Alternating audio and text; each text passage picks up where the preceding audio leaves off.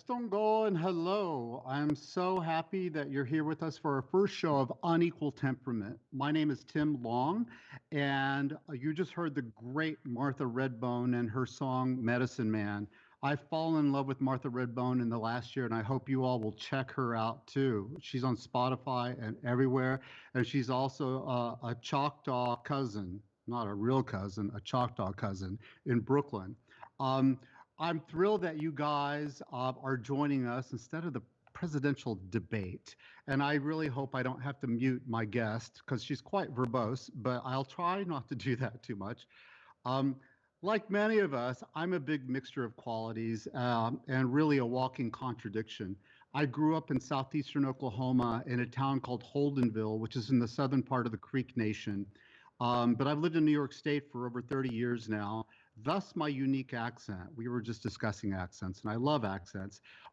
So, just to get to know each other a little bit, I'd like to tell you about certain ways that I self identify. I am a husband. I am ruled by a 10-year-old Basset Hound mix named Pumpkin. I'm an insomniac. 3 hours of sleep last night. That's not unusual. I'm a junior Trekkie, and I say that because I'm not a senior Trekkie. I don't know everything, but I love Star Trek, and I've watched it almost daily since 1974. Um, I love Cheetos, both the blue and the red kind. I grew up with very strong synesthesia and very intense sleepwalking. I am gay occasionally, and I'm a classical pianist and a conductor. And I'm a Native American from the Muskogee Creek tribe and the Choctaw tribe. And I'm also a member of the Thapako tribal town. And as my father taught me, I'm supposed to always say that I'm the son of all Wutkos. And a Wutko in Creek is a raccoon, and that was my father's clan. So I'm instructed to look up to all Wutkos in my life. People tend to think I'm either the nicest person on earth or the biggest asshole they've met. And I'm pretty sure both of those are true. And, I accept it. It's a fun life. Here's the deal. I am not an expert on really much of anything, but I've always been a very curious person. And I love to learn and share my own experiences. And I love talking to people. And I think I inherited that from my father. After moving from Oklahoma, this is 30 years ago. I was 22. I began to notice something, and that is that I'm almost always the one and only Native American that my friends and colleagues know. In that respect, I am an anomaly in classical music, and that I'm an anomaly in my tribe too. But as I grow older, my indigenous connections become more and more important to me. I miss Oklahoma. I miss all the elders who have passed on because they enabled me to have this fortunate life that I have.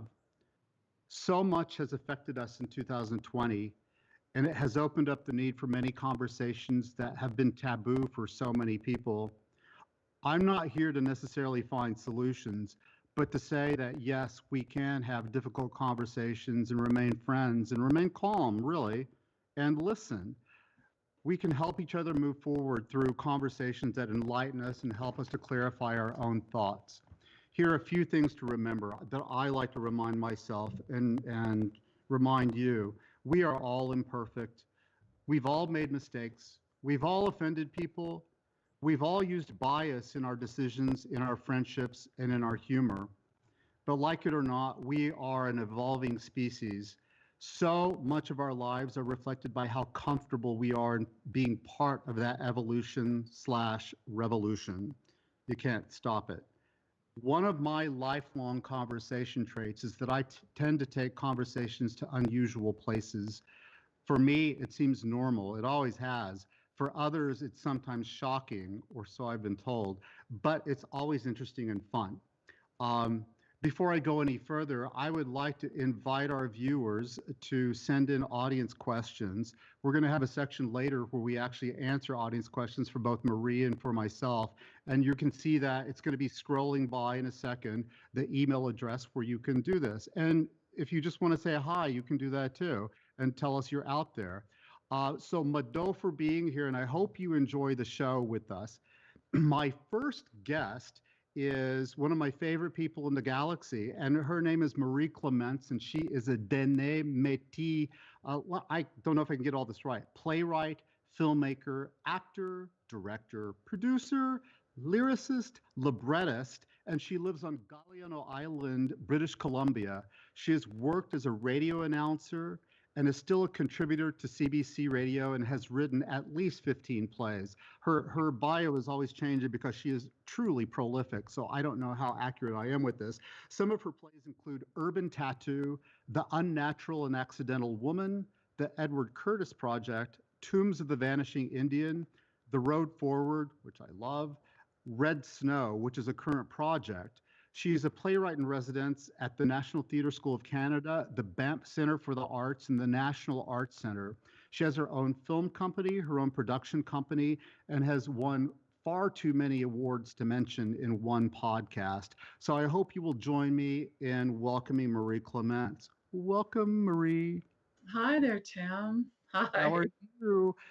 Before we go any further, there's something that I witnessed in Canada that we were not doing here in the United States, and it's just starting to happen. So I would like to do a land acknowledgement. I am in Rochester, New York, which is the original territory of the Haudenosaunee Confederacy, and I would like to thank them for allowing us to be here.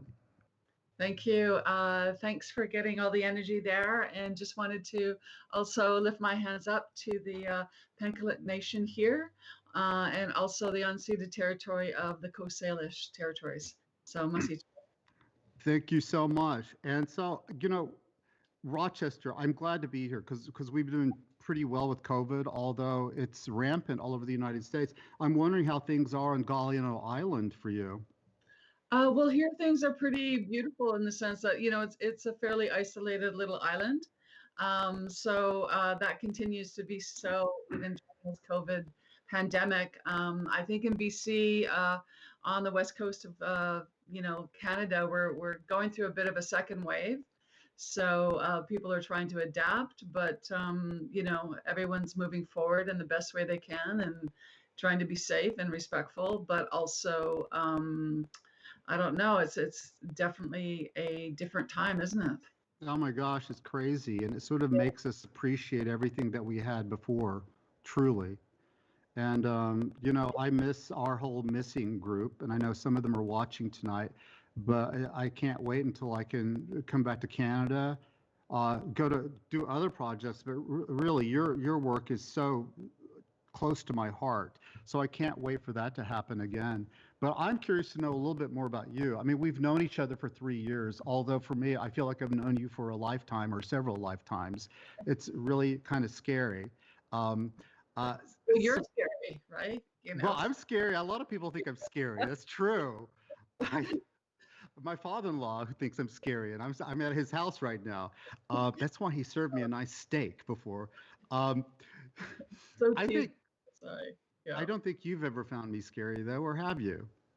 No, no, but I just had to say that because you let me. So there you go. There was a little door and it happened. So I there you think we're kind of similar somehow. I don't know what that is. It's go. hard to describe, but the last time, well, I saw you in New York, it was a great experience because we started out at the Algonquin, like really fancy people, and just like a couple of indigenous people, we ended up at a dive bar in Times Square, and it It was a all makes sense, right? It all makes sense. And now, those memories seem so heightened and great oh because, my gosh, oh, wow, wouldn't it be just great to be sitting across the table talking, right? And wouldn't it?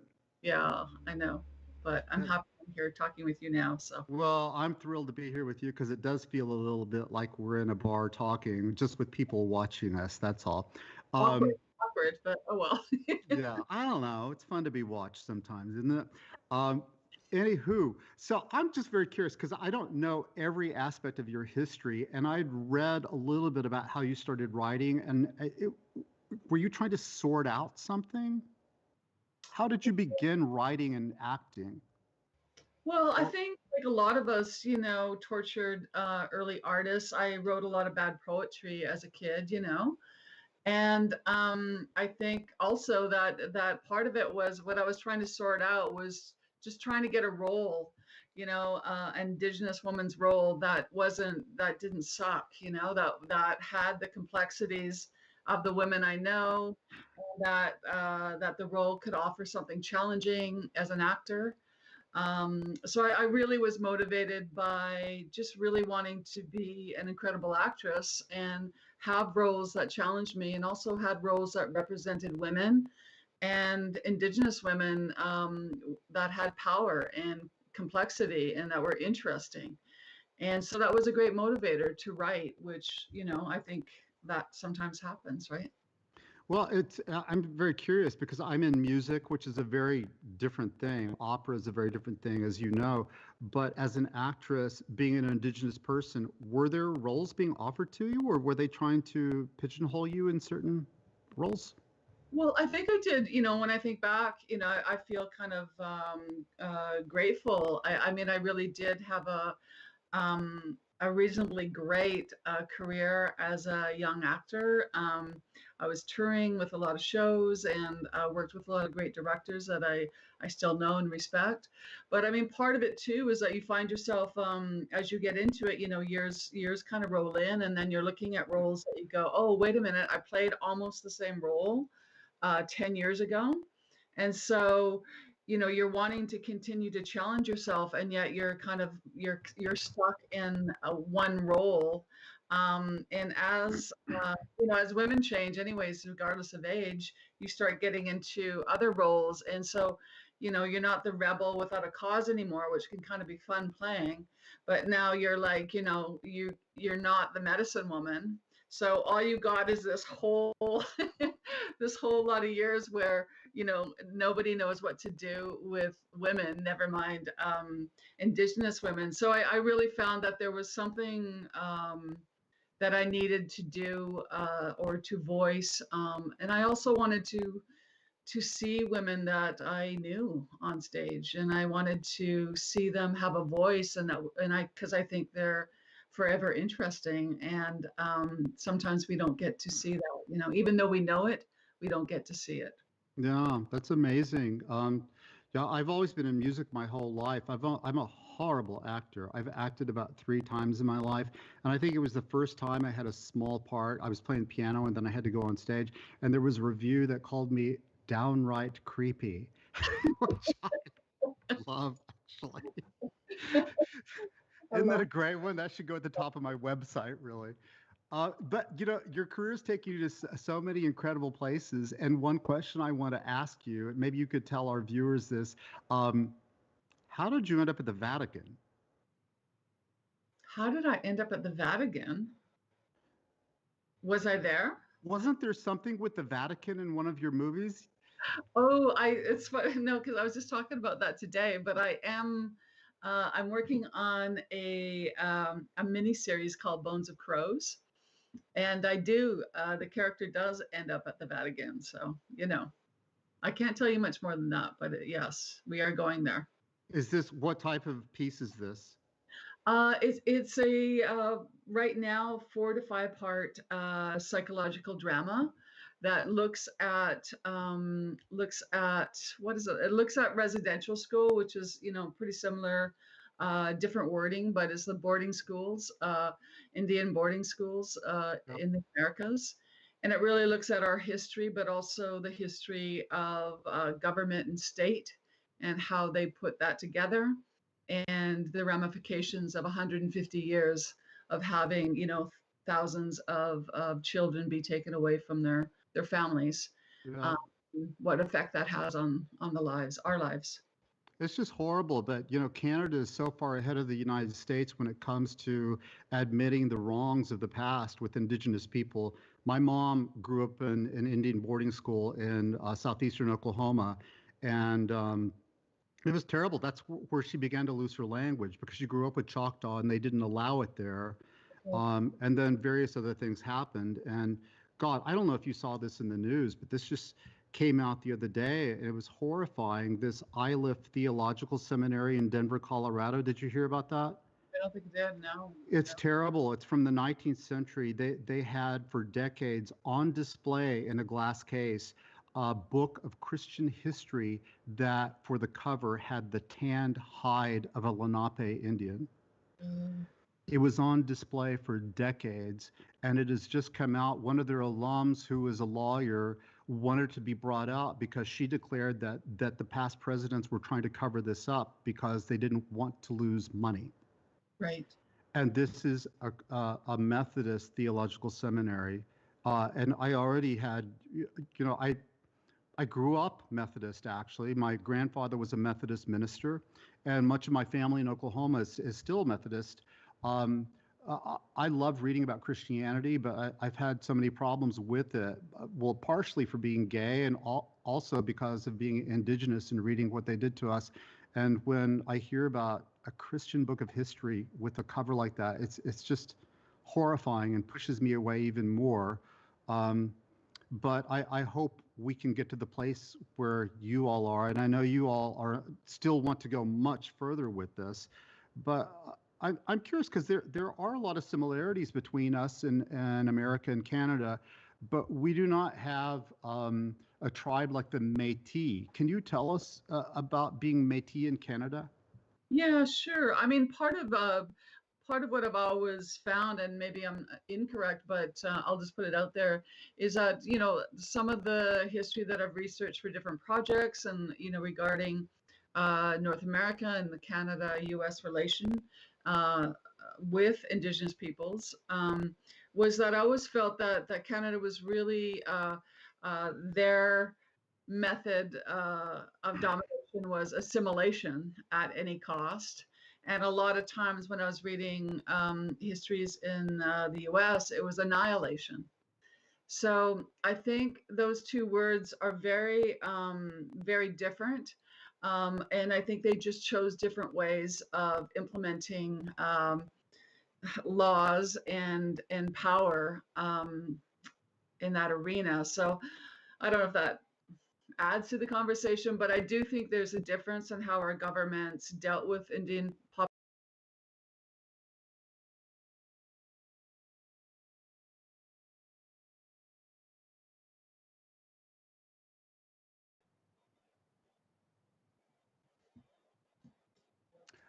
Well, that was a great story, Marie. And that's the end of our podcast. Good night. I'm just kidding. It was apparently Kristen Welker and Putin trying to silence our microphones. So thank you for standing by. Um, we were here talking about Métis and how they function in Canada, basically, because we have a lot of mixed blood tribes here, but we don't have specific tribes for that. So we were talking about the Métis tribe, and can you just go back through a little bit of that for us? Yeah, I think it was at just talking about what we term as Indigenous peoples in Canada. The umbrella really is First Nations and Inuit and Métis nations. And so that makes up what we consider Indigenous peoples of Canada. So the Métis Nation really came from the contact between fur traders, and Indigenous nations in their regions. And basically, these two peoples had contact and they intermixed and became, as we sometimes call, which I just learned this today, multi ancestral. So basically, became a distinct society based on the reality of contact. And it seems like it really created a new culture. And you mentioned something the other day, uh, the Dene jig. Well, I don't think the Dene would say they jig, but definitely the Métis jig, and probably a lot of the Métis Dene jig. So there's a whole there's whole music and dances that represent that kind of. There was the jig, obviously, whether it be Irish or Scottish, and then it was matched to probably the Dene Nation. And so some of those old standards that might have been Scottish or Irish became Irish, or no, I'll just say it became Dene Irish, you know? So they had the influences of both cultures, but I think they embraced them, and there are a lot of people that do jig. There are a lot of people that play violin. A lot of Indigenous people that meld both those cultures into kind of this hybrid that is pretty cool, actually, and very, I think, just very interesting because it's a fusion, and that's just the way it is. Do you jig? Absolutely. Absolutely. Yeah. Yeah. Well, I was just dancing to Medicine Man today with my dog, so that's the extent of my jigging. But uh, I don't know, it was a lot of fun. I love what you said earlier, though, about assimilation versus annihilation, because here, truly, one of our presidents, Andrew Jackson, wanted to annihilate us and just completely end us entirely. And it's wonderful that we get to see him on the $20 bill every time we use it. I'm being sarcastic, of course, but there are so many things that are being dealt with so late here. I mean, if you think about the fact that in 2020 we had a team called the Redskins in our nation's capital, and I often say to people, how would you feel about the Buffalo Blackskins, the Chattanooga Chinese, the New Jersey Jews? People are horrified when I say that, but we are so desensitized to Native issues that nobody bats an eye with the Redskins. And mascots are still a big issue here, and I hope we make a lot more progress with all of that. I have a few more questions for you. They're sort of a little bit mixed together right now in my mind because here's a weird thing, and I just kind of clarified for this myself in the last year. When I was growing up, there were no indigenous people on TV apart from westerns and the Lone Ranger. And I always say the one positive role model I had was watching the Super Friends on Saturday morning. And occasionally there would be a guest superhero named Apache Chief. And he would come out in a loincloth and utter some fake Apache words, and he would become a giant. So when I was a child, um, I knew that I was Creek, and I knew that I was Choctaw, and I was around Creek people all the time who spoke Creek. I didn't know I was Indian because Indian seemed to be sort of a white, made up moniker for all of us. So I knew I was Creek, I knew I was Choctaw. But the first time my sister and I went to a powwow as little kids, we started crying because we thought the Indians were going to get us. And it's just so sad that we were kind of taught that in media. I wonder, do you remember a point where you were really conscious of being indigenous? I think it really came down. I think it really came down to the color of skin. Yeah. I think that was where the schoolyard is always like a bit of the one of the most brutal battlefields that we Horrible. unfortunately are a part of. I think any human being who's ever been to school have, have been in the playground understands that some of the most terrorist things happen. Awful. I don't understand people who say those were the best years of their lives. I But to don't me, go. I survived and I was really happy. And the best thing is we don't always know any better. It just is what it is. right.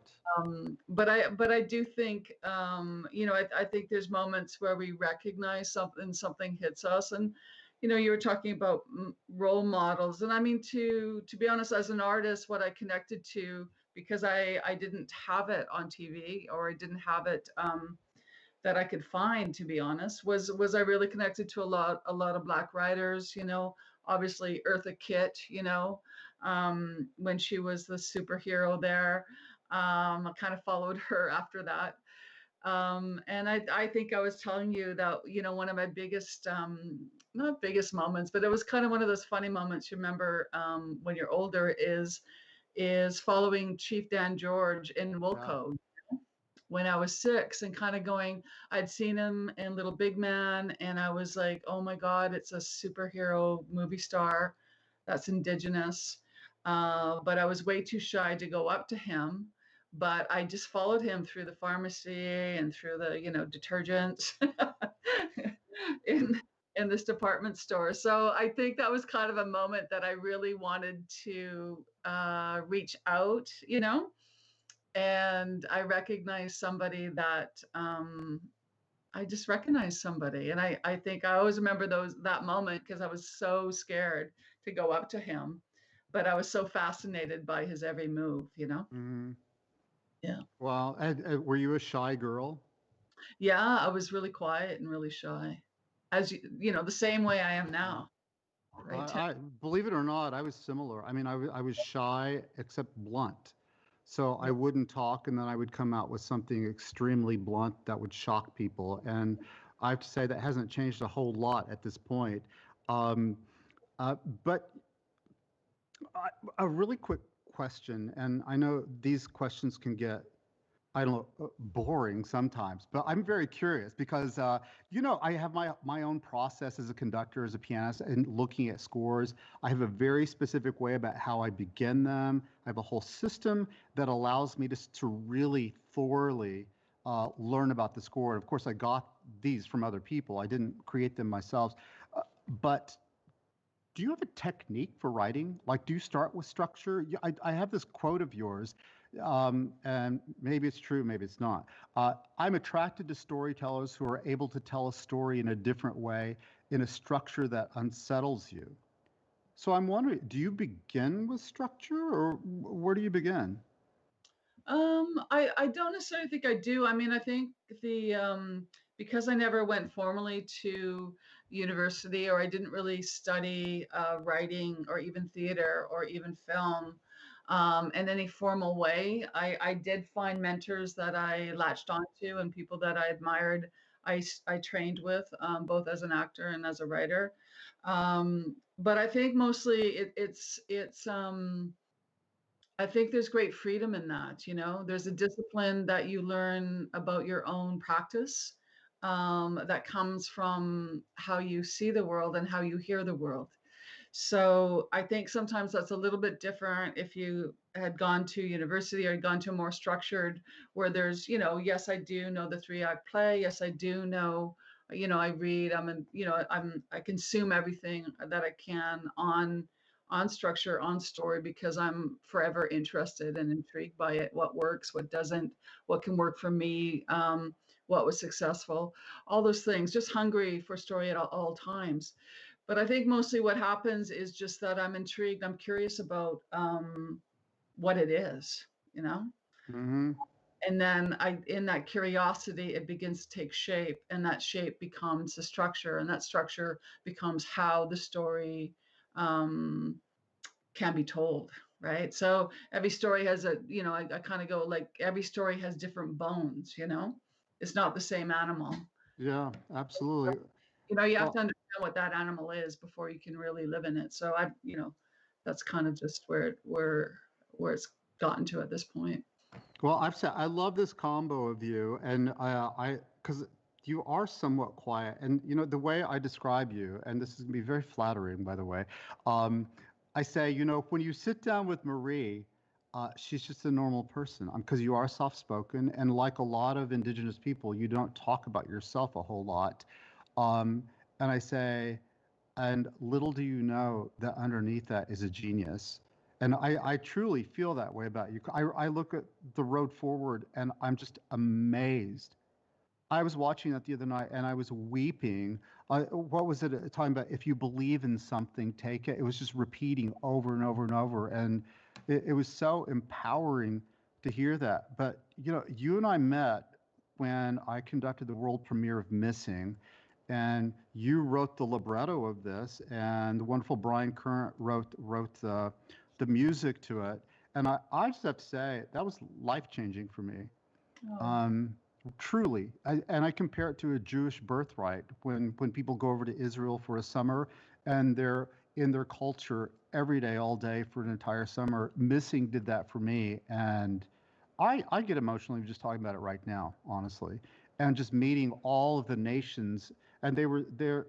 Here's one thing that we have in common: we don't show a whole lot.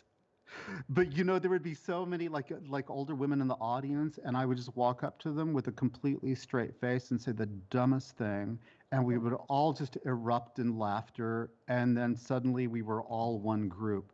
And just seeing all of the blessings at the beginning of the opera to see the women's warrior song at the end of every one of the shows, to have the smudging at the end. I couldn't believe how lucky I was to be a part of that, to finally be able to combine my two worlds into one very, very powerful project. So thank you for that.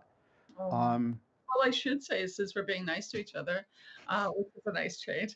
that's Um, a first. that's a first. Is that, like when I looked over, and I think anybody that was in missing creatively, when we looked over and saw North American First Nations and indigenous man conducting the music, it's a profound thing. It's such a sense of pride, and also an idea that we're in good hands and good heart, and that then we can soar, like we don't have to hold on Mm, tightly uh, yeah. in fear. So I think there's something to it too, that when we see each other, when we see each other in positions of esteem, art esteem, craft, abilities, it's so profound. It is changing. It can change us. It And truly is profound. yeah, um, I don't know. And in America, I'm so proud to have Joy Harjo as our poet laureate, and she's from my tribe. I'm so thrilled to have people like Sterling Harjo, who's also from my tribe, who's a very successful filmmaker. And every time I see a Native person having great success, I just want to stand up and applaud. And I don't know, it's amazing because I didn't see that growing up myself. But I'm wondering, Rome, can you play this clip from Missing for us? And it's probably about 3 minutes long, and there are some credits at the end. That does not mean we're over. We're going to watch the clip, and then we'll be right back after that.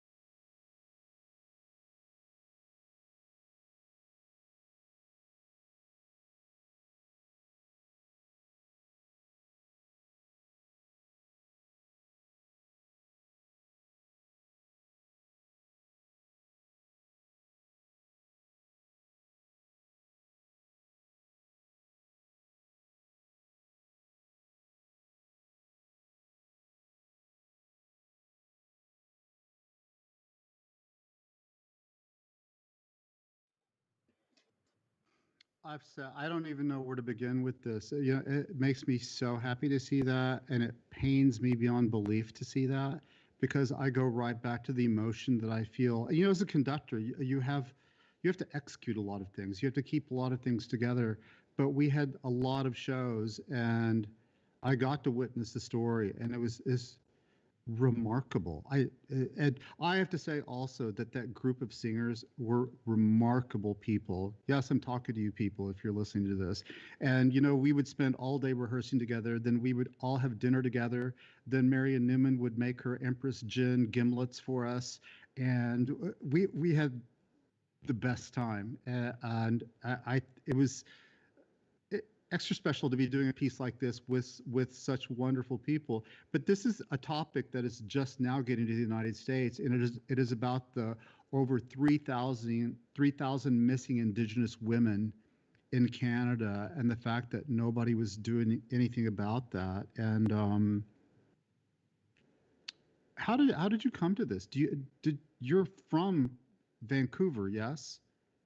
Yeah, I was raised in Vancouver, and this has been it's always strange to say an issue. I think it because it just doesn't concern Indigenous people or Indigenous women. It concerns all of us, and I think it's a human it's a human problem that we're dealing with. Is that a lot of our beautiful women and young women are being disappeared, and missing is a nice name, isn't it? To say, oh, they're just missing. Oh my gosh, yeah. They're It's being taken and they're being murdered. murdered. Yeah.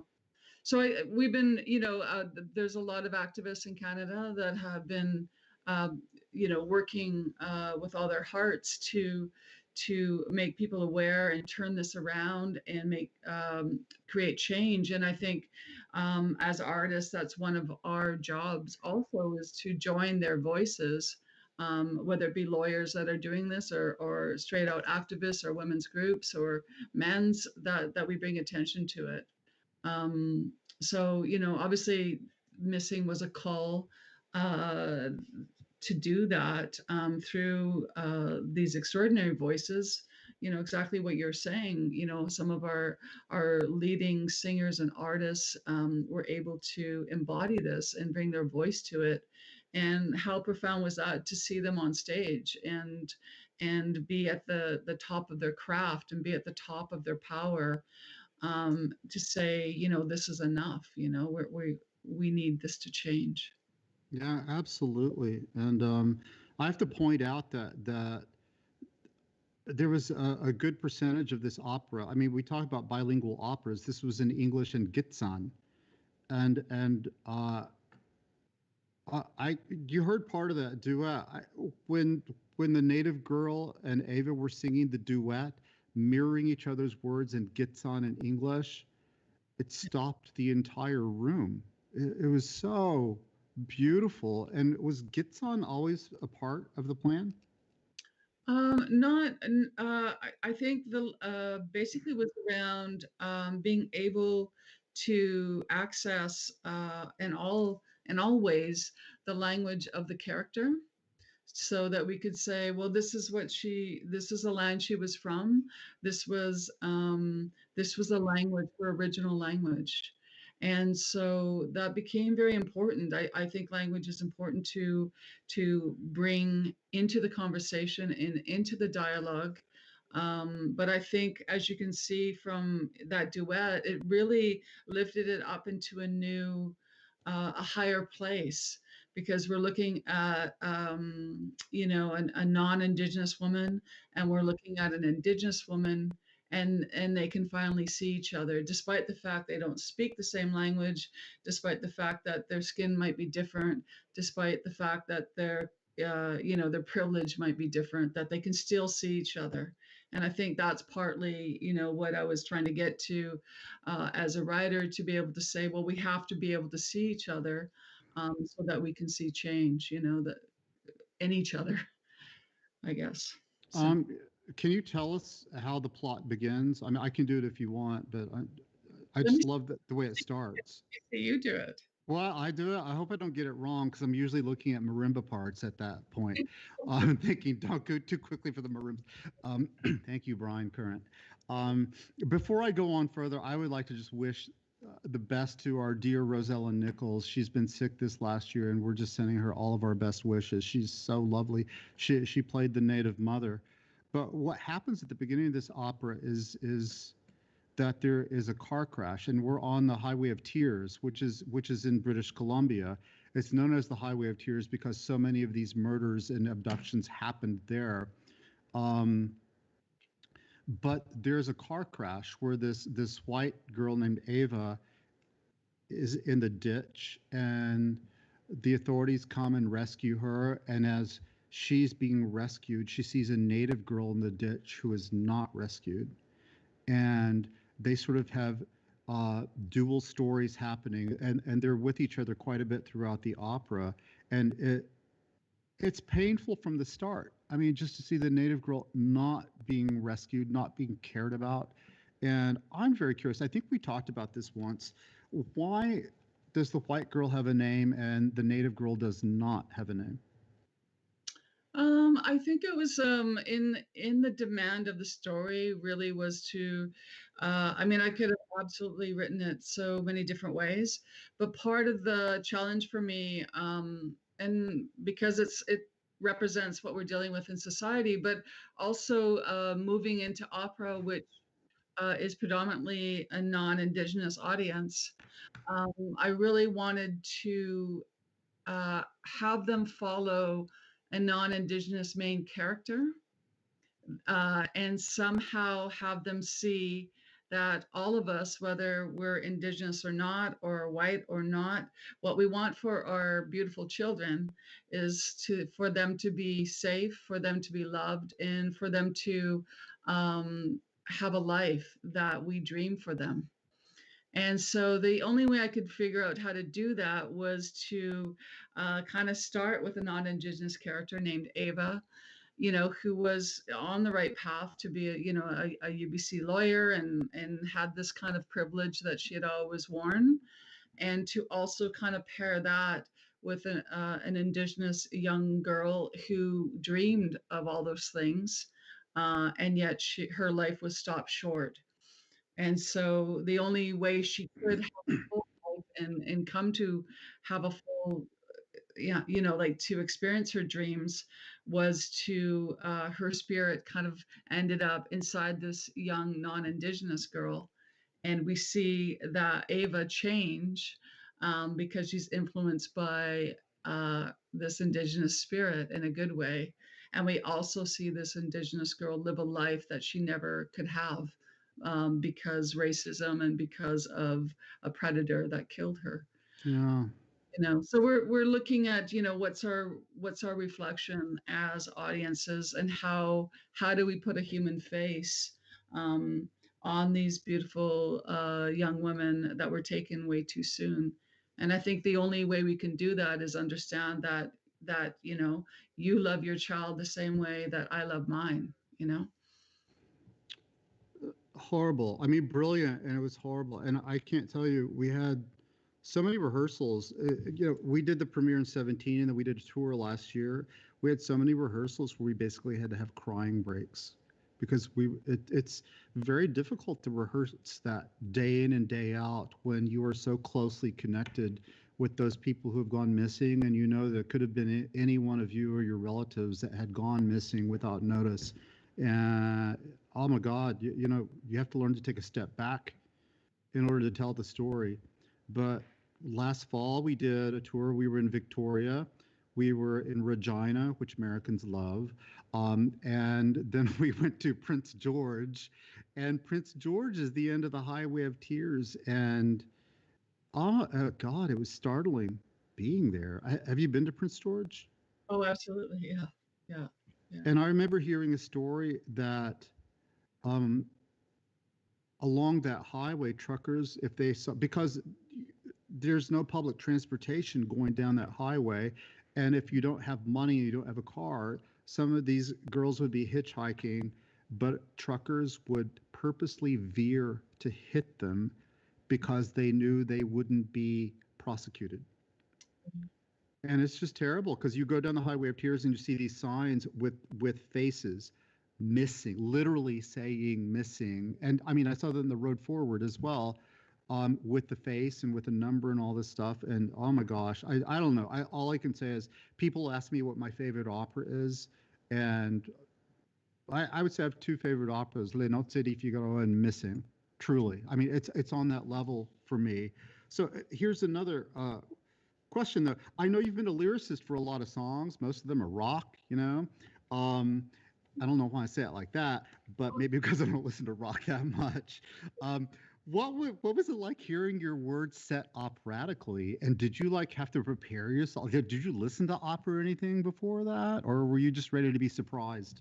Well, I had to do a bit of a my own crash course, you know, and I think like I don't think I'm you know, wrong to say there's not very many indigenous people that I know of that went to opera. You know, it wasn't like, hey, are we going to opera Yeah, this weekend? You know, um, I don't. so Can't it wait was to. my God, like, but it is you know this magical place where stories are. You know, can be so massive and expansive humanly, and uh, so I was listening to everything I could that, and some, you know, some resonated more than others.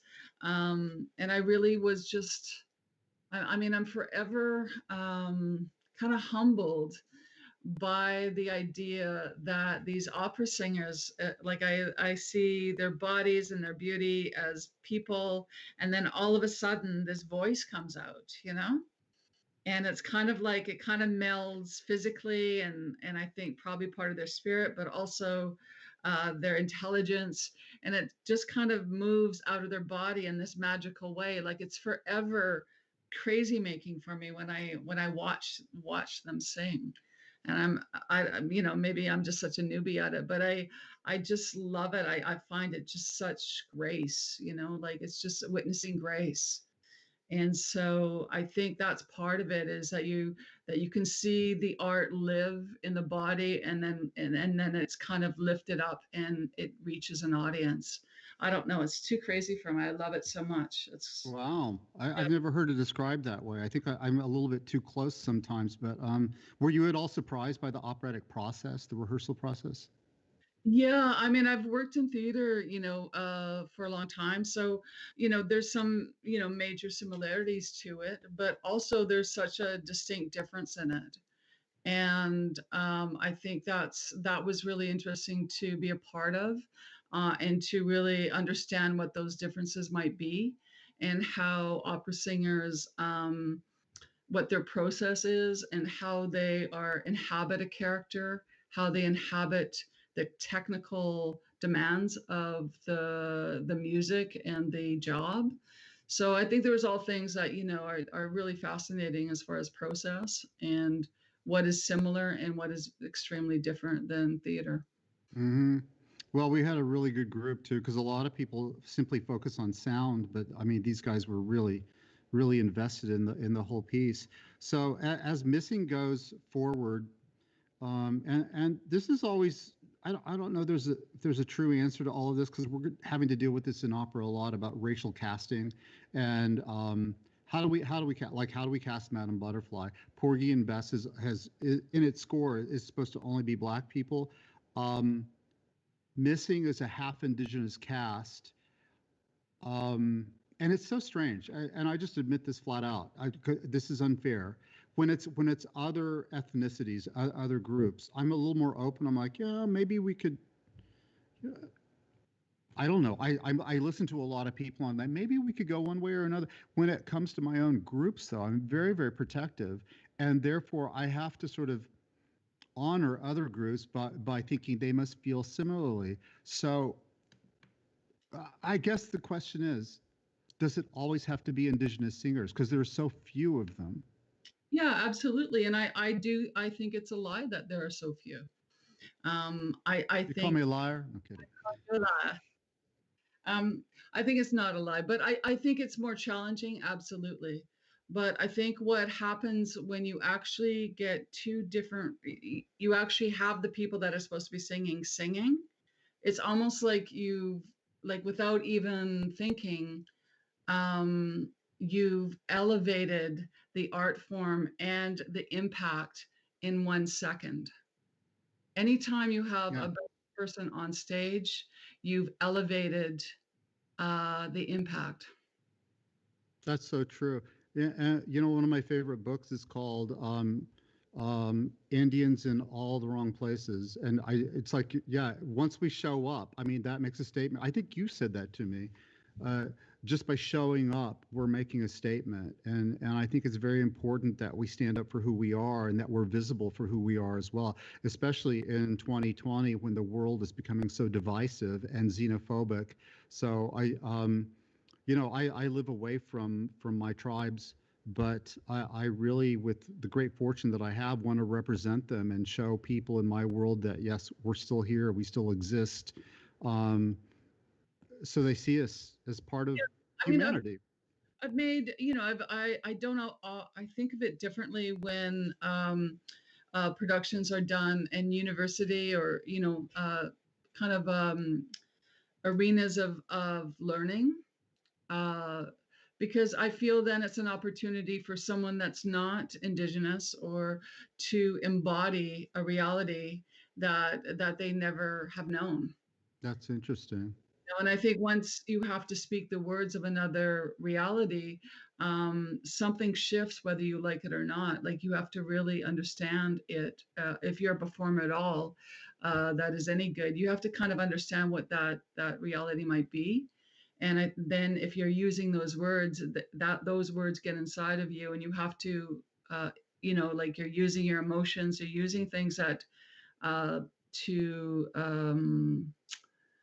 portray an experience that you might not know, and I think that's valuable for younger people that are understanding the world.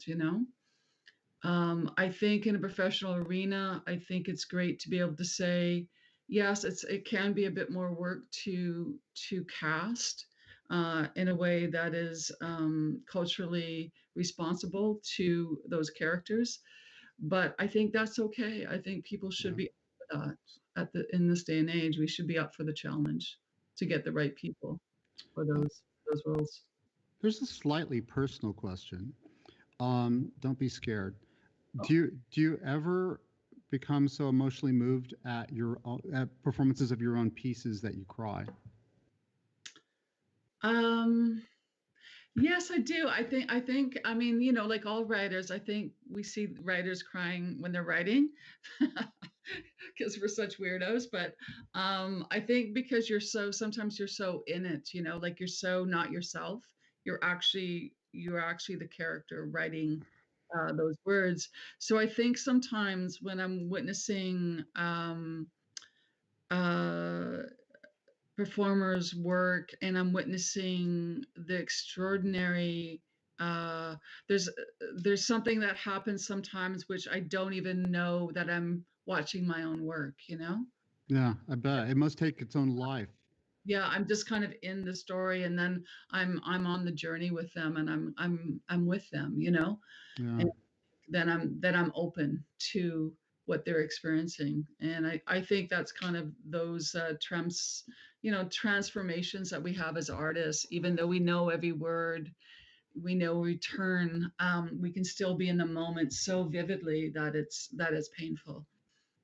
Well, one of the most extraordinary things about all the missing performances is that in every location where we performed, we would do a private performance for local bands and also victims' families. And oh my gosh, there were certain performances. Not sure if you were there because they were previews, where you would hear sobbing at the beginning of the opera that would continue for the duration of the opera. And there were a couple of those shows that we did where our cast actually had trouble finishing because you're representing them in a story in music, but when you hear their living reactions, their pain that has not heard, it's devastating. And again, I mean, kudos to you. You created that. It's incredible. If you never create another damn thing, incredible. It's amazing. So thank you for that. Um, Anywho, so at this point, we're going to do audience questions. So I would like to invite our producer, Emily Aka, on to the broadcast and see if she has any questions for us. My favorite color is purple. Hello. Hi, Thanks for Emily. having me. Oh, Hi. thank you for being here with us. Pleasure is mine. So do you So have anything for us?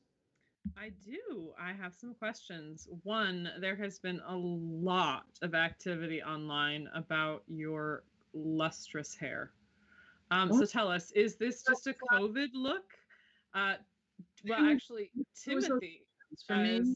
well, Marie, your hair looks amazingly lustrous, but I think it's that Tim's hair is unleashed in this Oh, moment. for me, this little And stuff. there is a little curiosity about whether this is your usual look that you are just unfurling for us, or is this a COVID response? What? Tell us about your hair. Well, there are so many things involved with this. I had longer hair when I was in my 20s. I don't think it's ever been this long, but here's one thing, because I'm about 82 right now, and it's like the last redeeming physical quality I have. So I figure I may as well grow it out, number one. But along with what I said earlier in the broadcast, as I get older, I've become more aware how people don't see us as part of society. And we have, it's called romantic primitivization. And part of that comes from like Edward S. Curtis, who painted us in this big romantic mold. So they became so famous and so loved, and they're beautiful photos. A lot of them were posed. They were paid to be in other people's regalia. And fine, that doesn't kill me, but what it does is that people, even in 2020, want us to be that. So we're not really allowed to evolve in society. People see me as a classical musician and they're like, well, how did that happen? So I become the exception to the rule. I'm not just another, white people can do anything. But we're supposed to cry when people litter. There's so many stereotypes that we have to live by. But the main thing is, and this is a little bit of a stereotype as well, but my goal is to make people think about all of us as indigenous people every time they see me. People who would not normally think of us, I want them to think about it all the time. So there it is. And I don't have to get a bad haircut anymore either. Marie, thank you so much, Tim. Marie, I have a question for you from Penelope Thomas, a good friend of ours. Have you had any response from the community or the government in response to or in relation to the production of Missing? Yeah, I mean, I think, and Tim can echo this. I mean, we were sold out for, I think, almost all of our shows, and we also, the production companies involved, both really were passionate about really bringing it to the communities first. So I think there was something remarkable about that too, and um, so it was really kind of it was really I don't know, I guess, in production it's small, and then the community was added onto that and built into that. And then we brought it to an audience, and then we went to different cities. So I think there was this real organic way that it was built.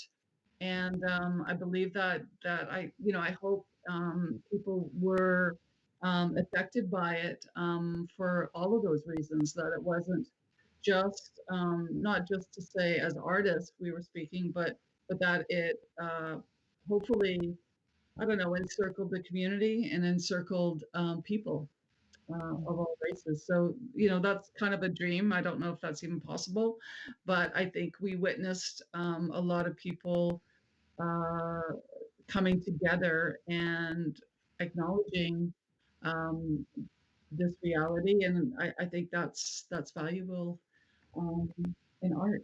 That's why we're here.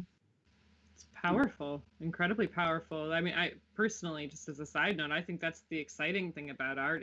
It's been for a long time the thing that's attracted me to the live arts is the reality that you can go to something that is being performed in front of you and you can be a part of it and then you look around the audience and you see other people who you've never met before, who are also part of this same experience. And sometimes I even, end up talking to strangers as a result of this, because we've had the same experience and now we can, go further on our little journey together, even just as two humans who have no experience in the past together. For this one moment, we can connect. So, I have a question for you, Marie. This comes actually from me. How did you come up with the production company of Urban Inc? That seems like such an amazing project to come together, and I can't imagine being so bold. How did that come together? Well, it's funny because it's the 20th anniversary of Urban Inc. This year. I'm no longer with the company, but it was in the sense I was really working towards my own work, and so what happens, right? You become an actor to do life-changing roles, and then you find that you're going to have to write the roles, and then you write the roles, and then you're going to direct it, and then you're going to try to find the money to produce it so that it can be done. So really, I think what's great about longer journeys in art is that you really understand that if you really want to tell a story, you're going to do everything you can, and kind of that's where I started, was really going, if I want to tell these stories, then I'm going to have to raise the money. If I'm going to raise the money, I'm going to have to start a production company. If I'm going to start a production company, I might as well direct it, because you put so much work into it. So I think it's an evolution, to be sure. Yeah. That's fantastic and so inspiring personally, because sometimes it can seem, from a burgeoning creative perspective, it can feel overwhelming and daunting and like an amazing thing to achieve. But what you're really saying is that, you just followed your hunger.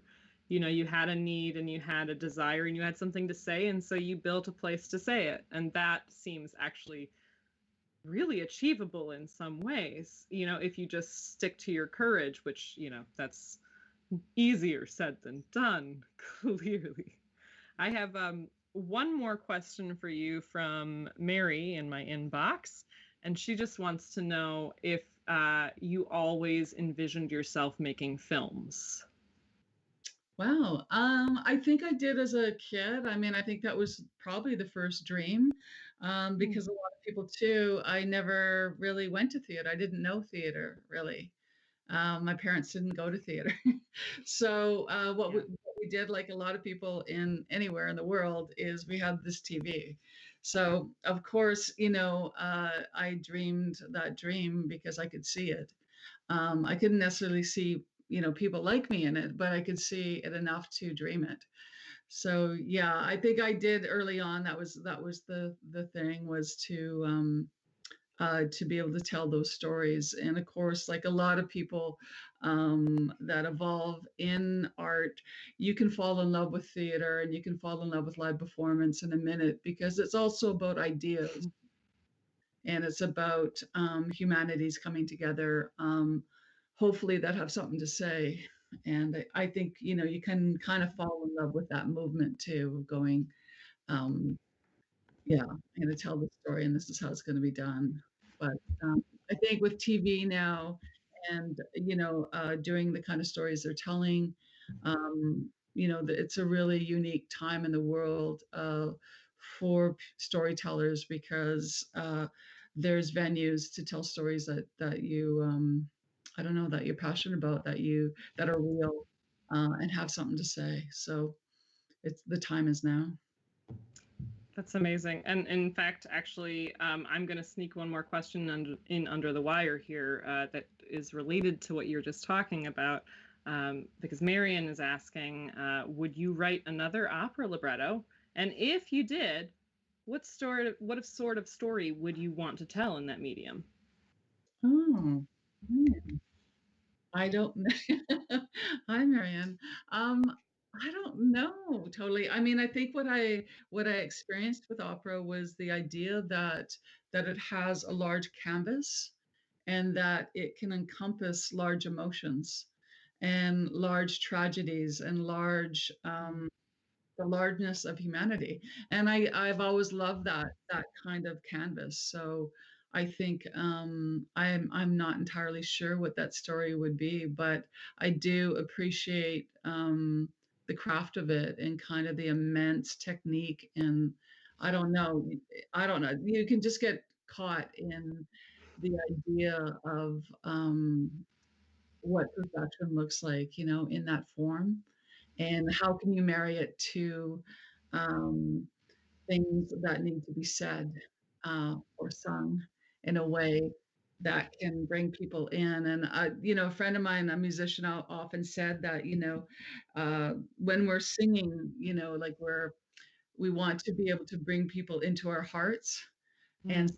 music is a way to do that. It's because sometimes we can be prejudiced or we can be small-minded, but when we hear music, suddenly and most often, our hearts open so that our minds can hear something bigger. And I'd like to invest in that for sure.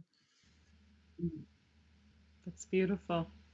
That's all the time we have right now for audience questions. Great. Well, But I thank you thank for you. being with us, Emily.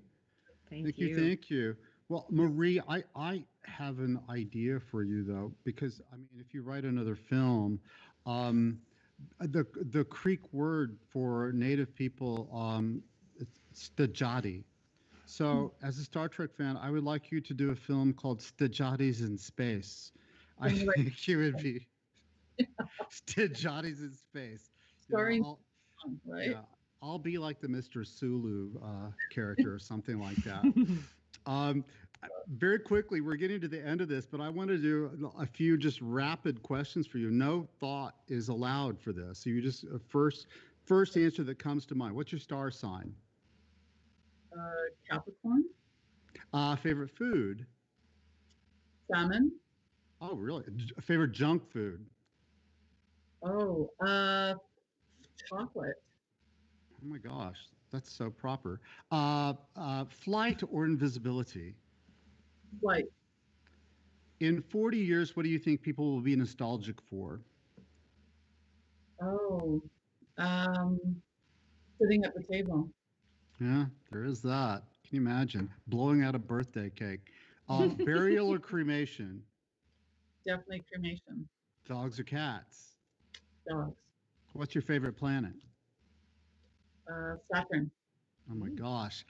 Star Trek or Star Wars? Neither. Okay, this is over. Bye. Fiction or nonfiction? Uh, nonfiction. That's fiction. My last question is, will you marry me so I can move to Canada? Let's talk on the wedding plans. Yeah, we'll talk. I think we've discussed this before, uh, over drinks possibly. So possibly, yes. So you have some projects coming up, I know. And can you tell us just very quickly about Red Snow? We saw a clip from it. I think it might be, the clip might be coming. I'm not sure, but it's around a Gwich'in Canadian soldier that ends up in Afghanistan. He's taken hostage. Mhm. And it came out in festivals last year, and we got kind of swayed by COVID there, obviously, in our theatrical release. But we broadcast on CBC tomorrow night and on Saturday. Oof. Yeah. Wow. So I Mhm. want Rome. Can you bring us that clip of Red Snow before we say goodbye here? Just taken in Panjwai. Movement, roof! In an ambush. Contact! Contact! Now being held captive by the Taliban. You are a spy. I should have killed you when I had the chance. You're an American. Canadian. You all the same. Protecting my country. You are on my land. Protecting your country. Who's the crazy one now? You're not like them. No. but I am caught in the same web. Tamamun zeshur kawi amana. You're not a soldier now. You got a trophy. And you? I'm a dead man. Konnichet bachicho kunlekwa wachakuri. Hutje chana hutje. Hutje chana hutje. Fakuma jaba dadi khabari kawi. Zana poicham. Bibumi Amerika iri. First Nations Canadian.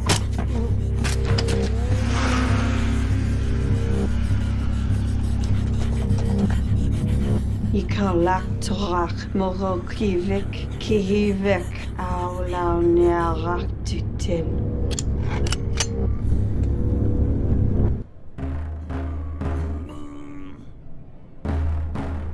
C'est quoi tu sais? On a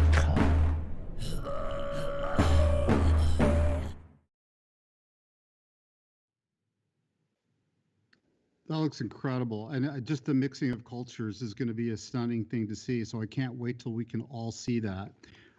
So Marie, thank you so much for being with us tonight from Galiano Island. Sounds so exotic, really, and I'm sure it is. And I can't wait to see you in person again. So please stay safe and stay happy. And I hope we can see each other again soon. Okay, thank you so much. And thanks everyone for watching and putting this together. And Tim, let's get married soon. You know, text me. Yes, no whatever. babies allowed. No Nothing. babies allowed. None of that. No talking, no nothing. Okay, we'll do it. Consider it done. All right, hon. Okay, good night. Take care. You too. Okay. So if you all would like to learn any more about Marie, you can check out her website, which is mcm2.ca for Canada. If you'd like to learn more about me, my website is timothylongmusic.com. And before we go, I would like to thank our producer, Emily Aka, our production manager, Rob Signum, our technical director, Rome Brown, and the founder of Foundry Arts, Pat Diamond, who's one of my favorite people. And just be aware, this will be out in podcast form next week. Our next show will be on November 19th, live streamed with the mezzo-soprano Marion Newman. And that will also be on podcast form afterwards.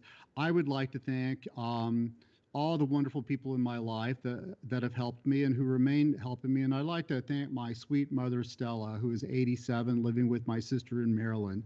So I want to remind you all, vote. Thank you for being here. Mado Yakoke, live long and prosper. And we're going to play out the song Indian Man with lyrics by Marie Clements and music by Wayne LaValle. See you all soon. You got your ancestors in